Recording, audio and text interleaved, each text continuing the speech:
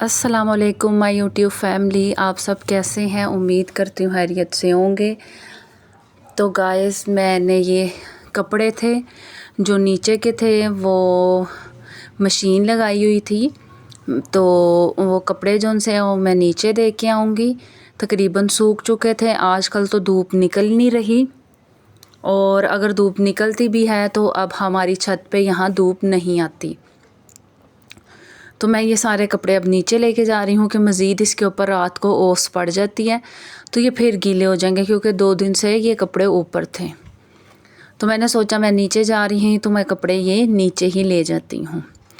तो नीचे मैं गई तो नीचे बन रही थी कड़ी, और कड़ी जो सी है वो पक रही थी। फिर मैंने जाके पकोड़े बनाए, और हमारी कड़ी जो है वो बहुत यमी होती है, जो कि मेरी सास बनाती हैं। बहुत मज़े की कड़ी होती है। और इसके जो पकोड़े हैं हम कढ़ाई में नहीं बनाते, ये पकोड़े हम लोग बनाते हैं तवे के ऊपर। मेरी सास भी तवे के ऊपर बनाती हैं और हम लोग भी तवे पे ही बनाते हैं। तो गाइस, कड़ी जो सी है वो तकरीबन जो है ना वो तैयार होने पे थी बस, क्योंकि काफ़ी देर से ये पक रही थी। तो पकोड़े बनने के बाद जो सी थी कड़ी रेडी थी। तो गाइस, इसके बाद हम लोगों ने फिर कड़ी खाई, बहुत मज़े से खाई। और फिर उसके बाद मैं चली गई अपने अब्बू की तरफ एक शादी थी, वो शादी अटेंड की, जो कि बहुत ही अच्छा ये मार्की थी। बहुत ही प्यारा ये हॉल बना हुआ था, बहुत ही खूबसूरत। इसका बैकग्राउंड आप जहाँ भी पिक्चर लें बड़ी खूबसूरत आती थी। बहुत प्यारा ये हॉल बना हुआ था, मार्की बनी हुई थी। अब मार्की इकबाल टाउन में थी।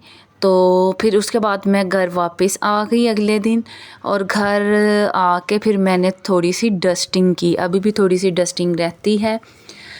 अभी मैंने सिर्फ टेबल साफ़ की है। मीडिया वॉल जो सी है वो गंदी हुई थी, वो साफ़ करनी है, और थोड़ी बहुत बस डस्टिंग रह गई है, वो करूँगी। और वैक्यूम क्लीनर जो सा है वो मैंने मार दिया था क्लीन पे, सारा मैंने साफ़ कर दिया। बाहर सेहन को भी साफ़ सुथरा कर दिया था झाड़ू और तपड़ी लगा के। अब मैंने सेहन को धोया नहीं, क्योंकि जब मैं सेहन धोती हूँ तो फिर मेरे अपने भी सारे कपड़े गीले हो जाते हैं, और अब मौसम वैसे भी चेंज हो गया है तो फिर टांगों में दर्द होने लग जाती है। तो अभी मैं बैठी थी, मैंने सोचा कि मैं वॉइस ओवर भी कर दूं और वीडियो भी अपलोड कर दूं।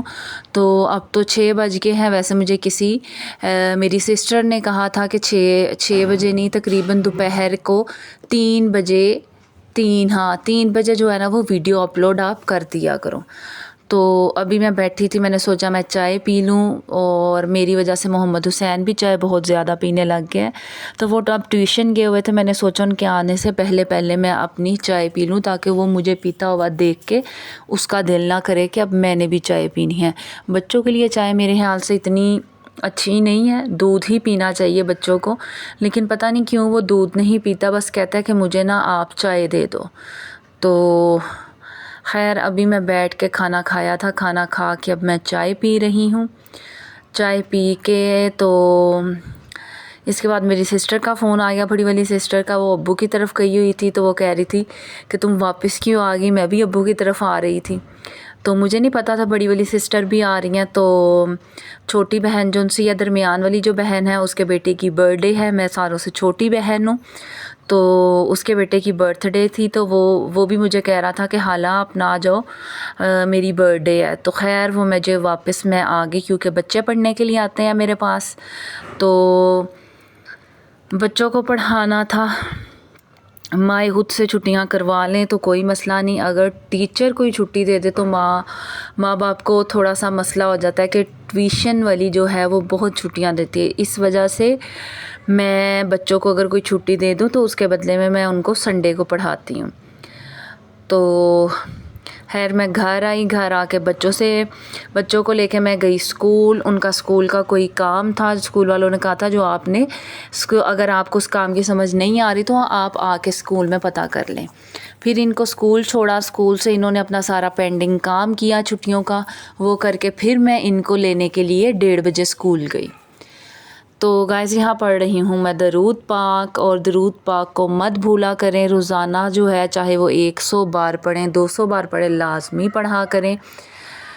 और दुआओं में हम सबको याद रखा करें, मुझे भी दुआओं में याद रखा करें।